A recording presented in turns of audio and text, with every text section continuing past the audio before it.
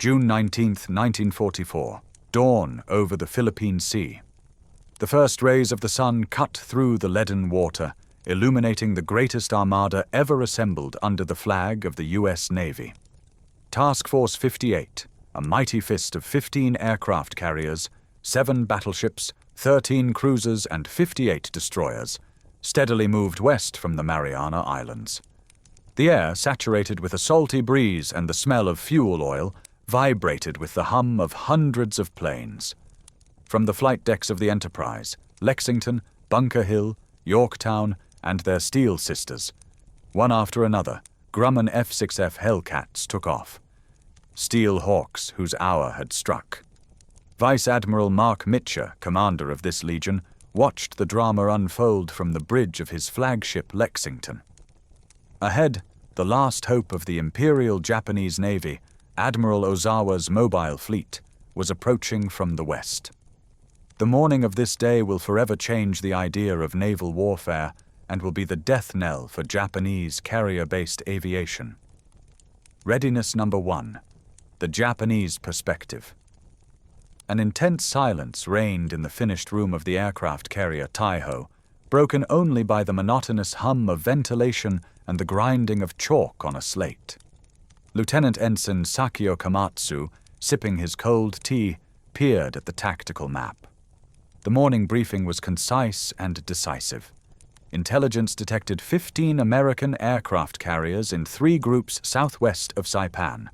This was their chance to repeat the success of Pearl Harbor, to deliver a crushing blow to the enemy invasion fleet. Komatsu, an experienced pilot with 2 years of war under his belt, was supposed to fly as part of the escort of the second shockwave. His Zero, whose outboard tank extended the range to 1,000 nautical miles, turned into an ideal tool for air policing. The tactics developed by legends such as Commander Minoru Genda were simple and deadly. Using the Zero's phenomenal maneuverability and superior rate of climb to impose close combat on the enemy, where the Japanese ace was invincible. They believed in it. They all believed. However, Komatsu couldn't help but notice the young, almost boyish faces of most of the pilots in the room. Ensign Hiroshi Tanaka, his new wingman, had graduated from the crash course just 10 weeks ago. His flight time barely exceeded 75 hours. The fuel crisis in Japan kept training flights to a minimum. Most of them knew about shooting at aerial targets only by hearsay. Veterans like Komatsu and his friend, Junior Lieutenant Tashi Yamamoto, 600 combat hours from the Dutch East Indies to Rabaul, now had to be not only fighters, but also babysitters for inexperienced recruits. It was the Achilles heel of their once formidable air wings. Steel citadels, American power. Meanwhile, on the bridge of the USS Yorktown, the SK radar operator reported the first contact. Unidentified aircraft, bearing 285, range 150 miles. It was 20 minutes before the Japanese pilots could even see their targets. Below, in the Combat Information Post, CIC, fighter guidance officers, surrounded by flickering radar screens and noisy plotters, were already starting their work. It was not a reactive fight, but a cold-blooded, mathematically verified operation. The F6F Hellcat fighters, alerted, were already climbing, receiving clear interception coordinates by radio. All Wolverines, Vector 290, gain 28,000 feet, Goddess Group. VF-15 Squadron Commander David McCampbell from the Essex led his flight of 12 Hellcats in perfect formation. His pilots, each with more than 300 hours of flight time, went through the most brutal training camps, where they practiced group tactics, preemptive shooting, and, most importantly, energy combat.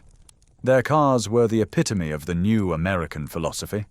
The Grumman F6F Hellcat, nicknamed the Aluminum Tank, was born in response to the Zero. Its heart was the 2,000 HP Pratt & Whitney R2800 double wasp engine. He weighed almost twice as much as the Zero, but that weight was his strength.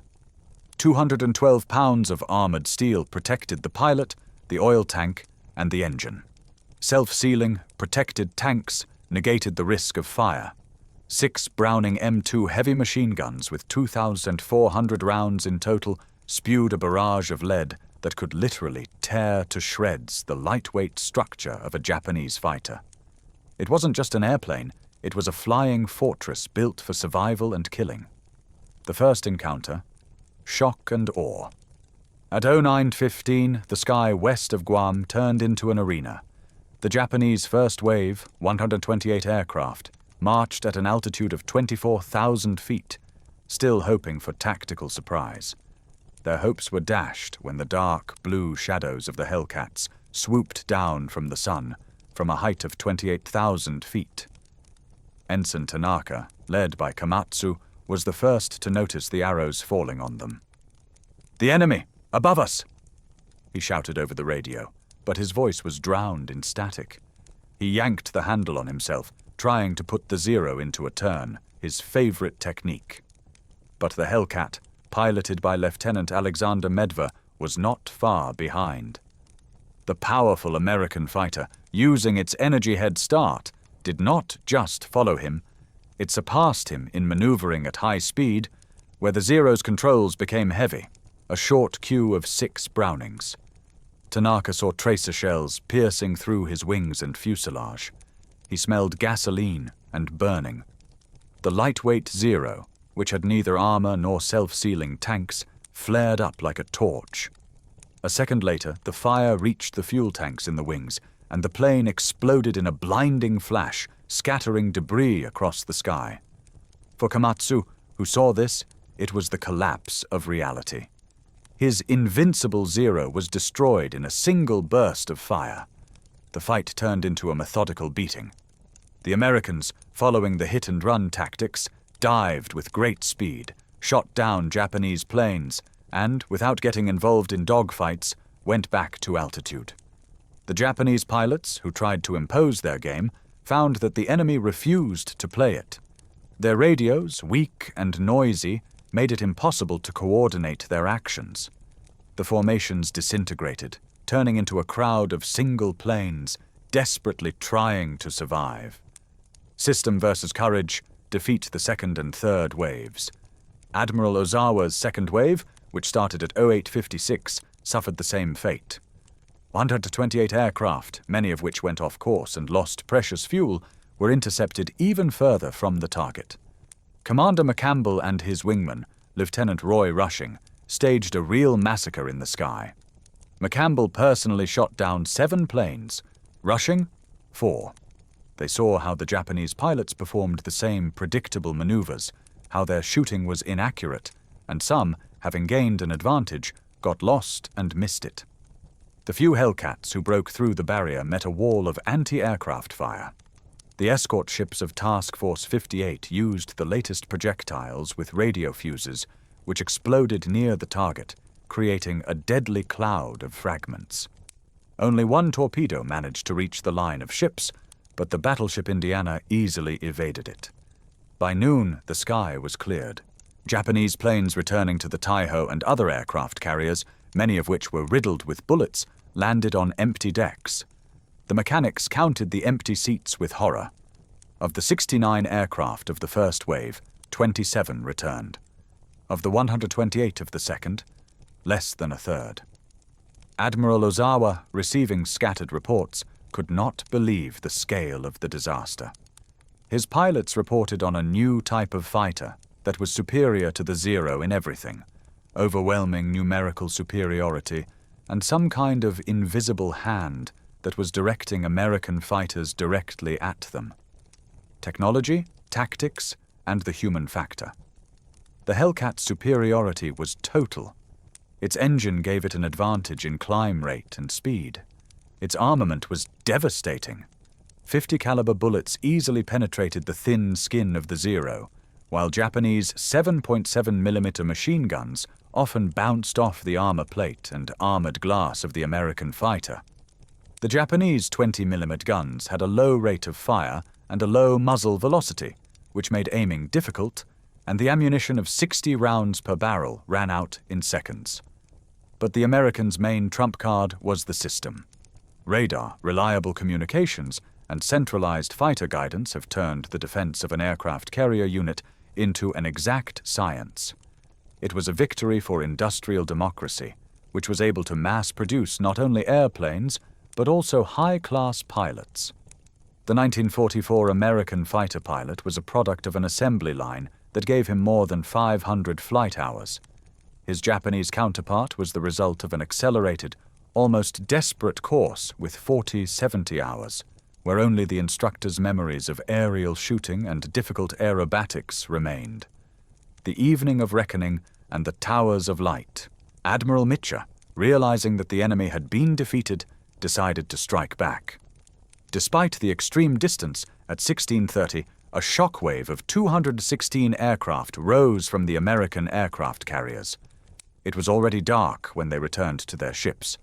Many were running out of fuel, and the pilots had difficulty finding their floating airfields in the dark. And then Mitchell made one of the boldest decisions in the history of naval conflicts. He ordered, "Turn on the floodlights, light up the decks." It was an incredible risk to expose yourself to any Japanese submarines. But the admiral put his ships on the line to save his pilots. One by one, giant aircraft carriers flashed into the night like Christmas trees. Searchlights beat into the sky, deck lights outlined the landing strips. It was an act of incredible humanity and self-confidence.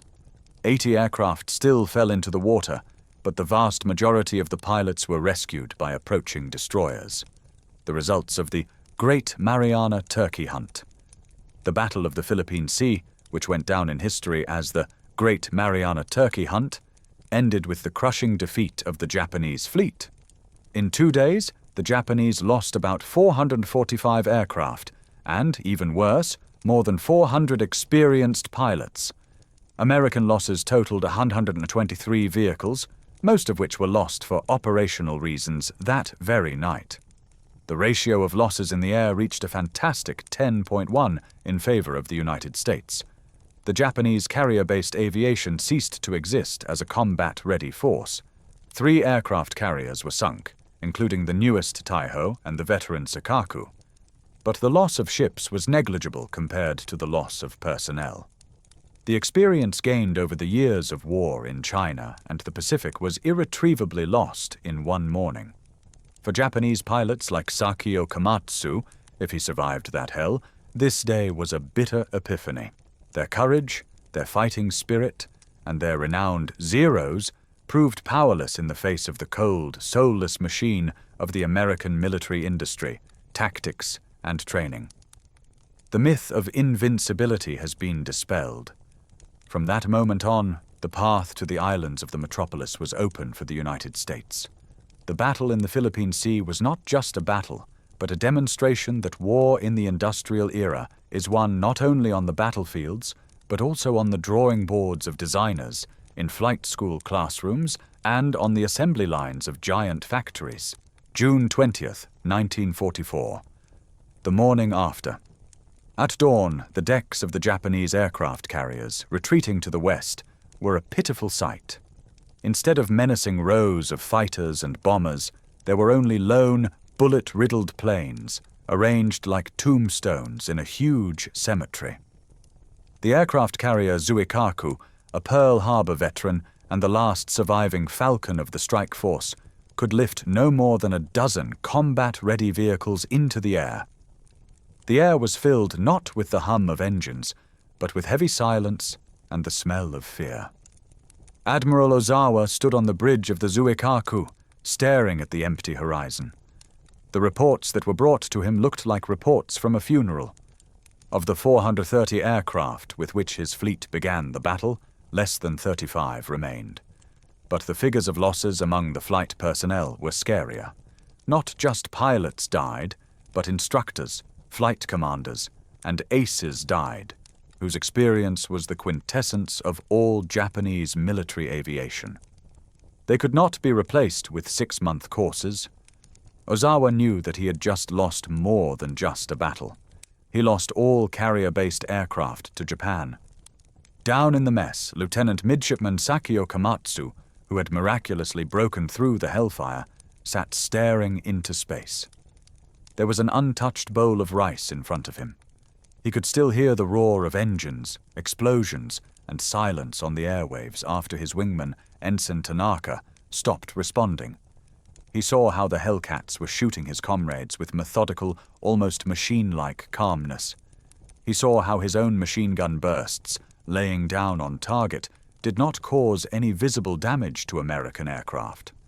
Faith in his zero, in his skill, in the very doctrine he was taught, all this collapsed overnight. He was not defeated. He was dishonored by technological and tactical superiority, which he could not comprehend. American confidence and new plans. Meanwhile, Task Force 58 continued its work.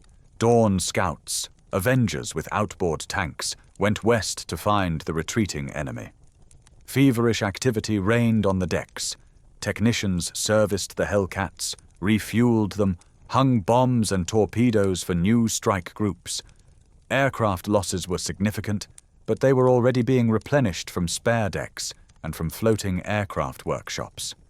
Lost pilots rescued by destroyers were greeted as heroes and immediately prepared for new flights. Commander David McCampbell, whose unit had set a record for the number of downed aircraft yesterday, was calmly and methodically sorting out the tactical details of yesterday's battle at the briefing. They tried to make a turn, but at speeds above 250 knots, their zeros became wobbly. Remember, your speed is your life. Hit me and leave. Don't play their games. For Americans, yesterday's triumph was not the end, but the natural result of a long period of work. It was not a victory of the spirit, but a victory of the system. Training, technology, and tactics. Admiral Mitchell, despite his success, was not completely satisfied. He received intelligence data. The Japanese fleet was damaged, but not finished off. His submarines reported the sinking of the Sakaku and Taiho, but the Zuikaku and other aircraft carriers had left. He gave the order to prepare the largest possible strike group. The goal? To finish off what's left of the mobile fleet. Desperation and a new order. The Japanese ships were in a mood of doom. Radio intercepts and fragmentary reports from Saipan painted a bleak picture. The American invasion continued without interference. Admiral Toyoda, Commander-in-Chief of the Combined Fleet, relayed orders from Tokyo that still spoke of a decisive battle and annihilation of the enemy. But these words now sounded like mockery to those who saw their planes burning. It was at this moment, in the stuffy radio rooms and command posts, that a new, creepy concept began to emerge.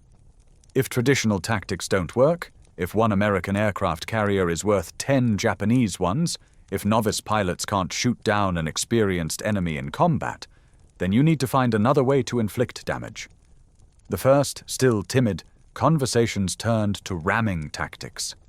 The fact that an aircraft, even operated by an inexperienced pilot, may be the last thing the enemy sees if you direct it directly into the deck of an aircraft carrier. They were only whispers so far, but they were in the air, saturated with the smell of defeat. Last act, strike at the retreating enemy. On the afternoon of June 20th, American intelligence finally spotted the remnants of Ozawa's fleet. The distance was huge, at the limit of the range of carrier-based aircraft. It was a risky move. The planes might not return. But Mitchell, known for his aggressiveness, ordered, "Launch aircraft! Raise planes!" At 4:30 p.m., an armada of 216 Hellcats, Avengers, and Dauntless aircraft took off from the decks of American aircraft carriers. It was an impressive display of power and organization. They flew west into the setting sun, knowing that they would have to return in total darkness. When they reached the Japanese compound, the light was already fading. What they saw was not a formidable fleet, but a group of ships desperately trying to escape. The air cover was ridiculous, with a few lone Zeros raised in a last-ditch effort. The Hellcats quickly swept them out of the sky, clearing the way for the attack aircraft. Bombers and torpedo bombers attacked the Japanese ships. There was chaos in the twilight. Flashes of explosions, fiery trajectories of anti-aircraft guns, black caps of explosions in the sky. The aircraft carrier Hai was hit by a torpedo and soon sank. The Zuikaku's fuel tanks were breached, but it managed to survive again. Other ships were also damaged. The American pilots, acting with cold determination, inflicted the maximum possible damage in the gathering dusk, a nighttime return, and an act of mercy. The return trip was a test of strength for the American pilots. Fuel was running low, night had fallen on the water, and their ships were still hundreds of miles away. One by one, the engines began to stall. The pilots broadcast the latest messages: running out of fuel, landing on the water. And then Admiral Mitch's feat was repeated. Contrary to all the rules of warfare, he ordered again, "Turn on the lights." Searchlights flashed, indicating the way home. The ships turned on deck lights, tail lights, even flares. It was a beacon of hope in the pitch darkness. Planes falling from the sky were heading towards this light. The destroyers, like sheepdogs, gathered a pack, prowled in the dark, fishing the pilots out of the water. The paintings were surreal. Giant aircraft carriers shining in the night like floating cities, and tiny figures of pilots clinging to life rafts in the rays of searchlights. The losses were heavy. 80 planes crashed into the ocean, but 90% of the pilots were rescued. This act, later called the Mitcha Towers of Light, became a legend and a symbol that the American command values the lives of its people above secrecy or even the safety of ships. Epilogue: The legacy of the Turkey Hunt. The Battle of the Philippine Sea ended in a complete triumph for the United States. The strategic implications were enormous. The end of Japanese carrier-based aviation. Japan has never been able to assemble a carrier-based air group of comparable strength. The loss of experienced pilots proved to be irreparable. The fall of the inner defensive perimeter. With the capture of the Mariana Islands, Saipan, Tinian, Guam, the United States gained bases for strategic bombing of Japan using B-29s. Now the war has come directly to the threshold of the metropolis. A psychological turning point. It became clear to the Japanese command that it was impossible to win the war using traditional methods. This desperation directly led to the development of kamikaze tactics, which became their main response in subsequent battles. The triumph of the American system. The Great Turkey Hunt proved the effectiveness of the American approach to war. Mass production, high-quality training, technological innovations, radar, VT fuses, Hellcat, and competent tactical command. For people like Sakio Komatsu, the war has taken on a new, dark tone. He survived, but became part of the defeated generation. For the likes of David McCampbell, it was their finest hour, a confirmation of their skill and the power of their car. And for history, it was a battle in which one type of war irrevocably gave way to another. The era of jousting in the sky was replaced by an era of high, tech, ruthless, and total superiority.